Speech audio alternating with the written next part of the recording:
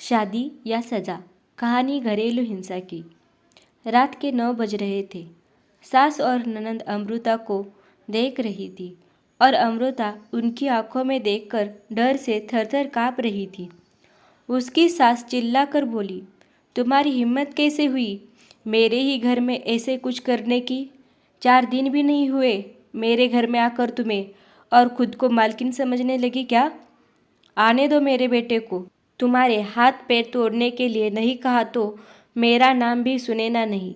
आज क्या हुआ क्या पता। सास जितनी निर्दयी थी उतना ही निर्दयी अपने बेटे को भी कर दिया था। हर एक नई दुल्हन अपने पति के घर जाने के लिए राह देखती है, पर अमृता, वह तो उसके पति की राह भी कभी नहीं देखती थी, क्योंकि वह अपने पति से बहुत डरती थी।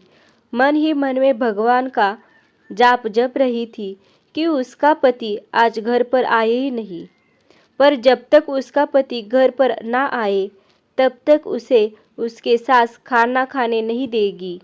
इतनी निर्दयी उसकी सास ने रसोई घर को ताला लगा रखा था। ऐसा क्या हुआ था कि सुनैना अमृता को ऐसे प्रकार का दुख दे रही थी, और अमृता के पति मतलब अजय का ऐसा क्यों स्वभाव था कि नई दुल्हन होकर भी वह अपने पति की राह नहीं देखती थी।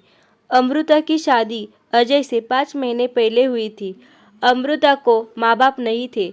12वीं की पढ़ाई होते ही उसके चाचा चाची ने उसकी शादी करवा दी। अमृता की जिम्मेदारी से उसके चाचा चाची मुक्त हो गए। उसकी चाची ने उसकी शादी के बाद के त्योहार भी मनाए नहीं। उसे 4 दिन के लिए मायके में त्योहार मनाने के लिए बुलाया भी नहीं।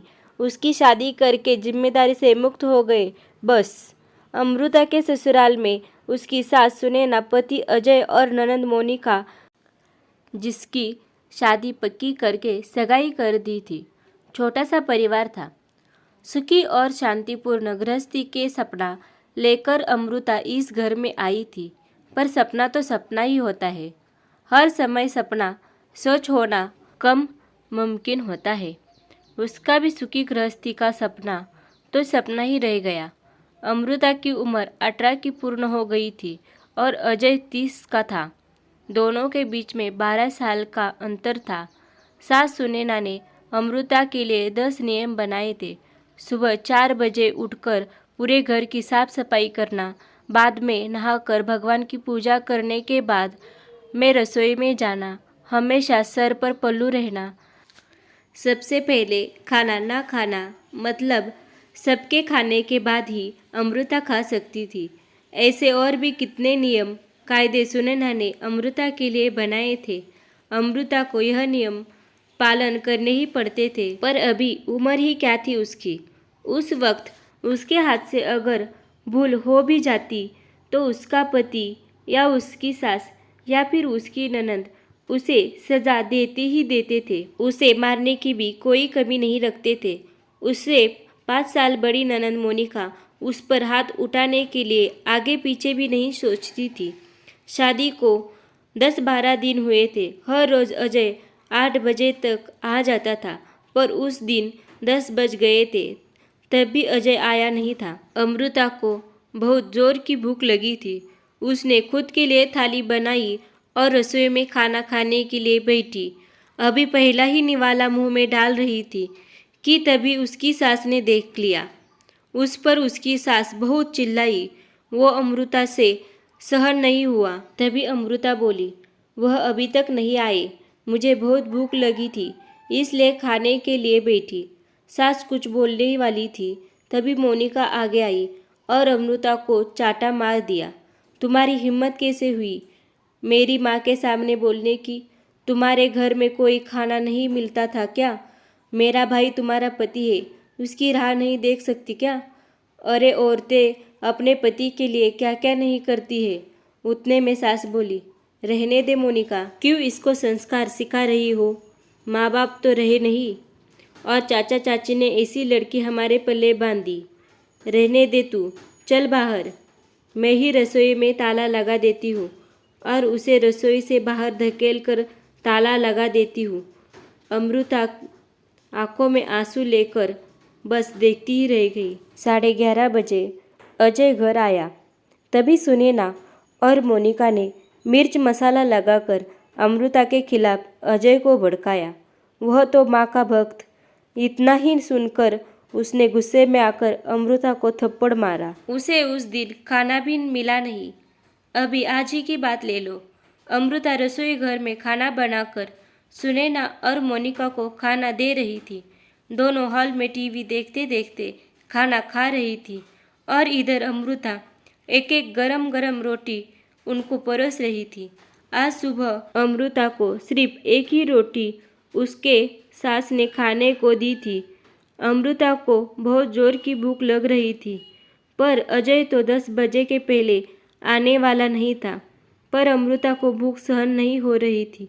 सास और मोनिका का खाना खाने के पहले रसोई घर को ताला लगाने से पहले अमृता ने जल्दी से रोटी अपने पल्लू में बांध कर रख ली। जब माँ बेटी का खाना होने के बाद उन्होंने अमृता को बाहर निकालकर रसोई घर पर ताला लगा दिया और दोनों उनके रूम में आराम करने के लिए निकल गई। उसने पल्लू में बंधी हुई रोटी निकाली और रोटी वैसे ही बिना सब्जी के खाने लगी। रोटी खाते खाते उसकी आंखों से आंसू बह रहे थे। उसका स्वाभिमान इस बात के लिए रजामंदी नहीं दे रहा था, लेकिन क्या करे, यह भी उसे समझ आ रहा था। ठीक उसी समय सुनैना कोई काम के लिए उधर आई और उसने अमृता को रोटी खाते हुए देख लिया। बस फिर क्या होगा, तमाशा चालू हो गया और उस वजह से अमृता भगवान से प्रार्थना कर रही थी कि अजय घर पर आए ही नहीं। क्या पता आज वो क्या करेगा। शादी के बाद इनके ही सामने खाना खाया था, तब भी थप्पड़ मारा था, पर आज तो रोटी चुरा कर खा रही थी। थोड़ी देर बाद अजय घर पर आया तो अमृता का दिल जोर जोर से धड़कने लगा। डर के मारे पसीने से भीग गई। कुछ ही मिनटों बाद अचानक से अजय का जोर से आवाज़ आया, अमृता जल्दी बाहर आओ। अमृता डर कर थर थर काँपते हुए बाहर आई। देखा तो सास अभी भी शेर की तरह उसकी तरफ देख कर घुरा रही थी। मोनिका भी मन ही मन में मुस्कुरा कर देख रही थी और अजय, उसकी आंखें खून के जैसे गुस्से से लाल हो गई थी। जैसे ही अमृता अजय के सामने आई, उसने उसके बालों को पकड़कर जोर से धकेल दिया। आह! अमृता बहुत जोर से चिल्लाई। तेरी इतनी हिम्मत हुई कि तू अपने ही घर में चोरी करती है? रुक, तुझे तो मैं अभी दिखाता हूँ। बोलते बोलते अजय ने अपने कमर का बेल्ट निकाला और अमृता को मारने लगा। अमृता जोर जोर से रोते हुए दर्द से चिल्लाती हुई उसकी माफ़ी मांग रही थी, पर उसके पति को और घर में रहने वाले 2 औरतों को उसकी दया नहीं आई। अमृता को सहन नहीं हो रहा था। तभी उसने अजय को धक्का दिया और घर के बाहर भागने लगी। तभी अरे पकड़ो उसे, बाहर कहाँ चली? सुनैना अजय को बोली। तभी अजय बोला, जाने दो माँ, भाग भाग कर कहाँ जाएगी? कहा उसे पालने के लिए उसके मायके वाले हैं जो उसे संभाल लेंगे। आएगी वापस घूम के यहीं पर।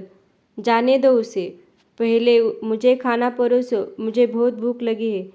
अजय का बोलना सुनकर सुनैना ने अजय को खाना दिया और आज भी सभी खाने के लिए बैठे, पर अमृता की याद किसी को भी नहीं आई। बाद में थोड़ी देर बाद अमृता घर में आई। उसे देखकर तीनों राक्षस जैसे हंसते हंसते उसके सामने खड़े हुए। आ गई क्या वापस महारानी? क्या हुआ, मायके वालों ने घर में नहीं लिया? सुनैना ने उसे टोंट मारा। तभी अजय उसे बोला, जब तक तुम मेरे पैरों में अपनी नाक नहीं रगड़ती, तब तक मैं तुम्हें घर के अंदर आने नहीं दूंगा। मुझे धक्का देकर चली गई थी ना? हाँ भैया, इतनी जल्दी से माफ़ मत करना। अब अगर इसे माफ़ किया ना तो कल यही सिर पर चढ़कर नाचने लगेगी। ऐसी लड़की का क्या भरोसा? अरे भरोसा तो अभी हमें तो तुम पर भी नहीं रहा। जो अपनी भाभी का सम्मान नहीं कर सकती, वह लड़की हमारे घर का क्या मान बढ़ाएगी? अचानक अमृता की पीठ के पीछे से मोनिका के होने वाले ससुर की आवाज़ आई और वह अंदर आए। उन्हें देखते ही तीनों के चेहरे का रंग ही उड़ गया। अरे समधी जी, आप कब आए? सुनैना साड़ी ठीक करके माथे पर पल्लू लेकर बोलने लगी। उसी वक्त आया जिस वक्त आपकी बहू रास्ते से डरकर इधर से उधर भाग रही थी। अच्छा हुआ अभी से ही तुम्हारा असली चेहरा हमें दिख गया। मैं आया नहीं तो हमारे घर की बर्बादी हो गई होती। अगर ऐसी बहू हमारे घर में आई होती तो। मोनिका ने होने वाले ससुर उसकी तरफ हाथ दिखाकर बोले, नहीं नहीं, आपको कोई गलतफहमी हो गई है। पापा आप अंदर तो आइए, मैं आपको सब समझाती हूँ। मोनिका ऐसे बोली तो उसके ससुर बोले, कौन से पापा, किसके पापा? माफ़ करो हमें, अब आपके साथ कोई भी रिश्ता नहीं करना, और जो आपको समझाना है ना वो बाहर खड़े पुलिस को बताना। अचानक पीठ के पीछे से पुलिस अंदर आई।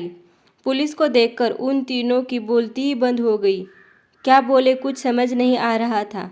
तभी सुनैना नरम आवाज़ से अमृता को बोली, अरे बहू, छोटी बात पर कोई पुलिस को बुलाता है क्या? छोटी सी गलतफहमी हो गई है ना? और ऐसी छोटी बड़ी परीक्षा हर एक औरत को शादी के बाद देनी ही पड़ती है। और यह तो तुम्हारा ससुराल है ना? ससुराल वालों का मान रखना तो तुम्हारा कर्तव्य है ना बेटा। माफ़ कीजिए सासू जी, मुझे ऐसी परीक्षा देने का कोई शौक नहीं है।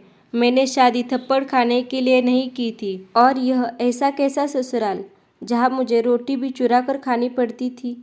आपने मुझे कमज़ोर समझा था क्या? मेरा मायका नहीं है पर मैं कमज़ोर नहीं हूँ। अभी यही संस्कार अपने बच्चों को जेल में देना। अंत में पुलिस ने उन तीनों को पकड़कर जेल के अंदर डाला। मोनिका की ससुराल वालों ने शादी तोड़ दी और अमृता को एक स्वयंसेवक संस्था ने आगे जाने का मार्ग दिखाया। अमृता संस्था के साथ में काम करके लोगों को घर में होने वाली घरेलू हिंसा के बारे में जागरूकता फैलाने लगी। उसने अभी सही मायने में जिंदगी की नई शुरुआत की। अगर ये कहानी आपको अच्छी लगी हो तो वीडियो को लाइक और चैनल को सब्सक्राइब करें। धन्यवाद।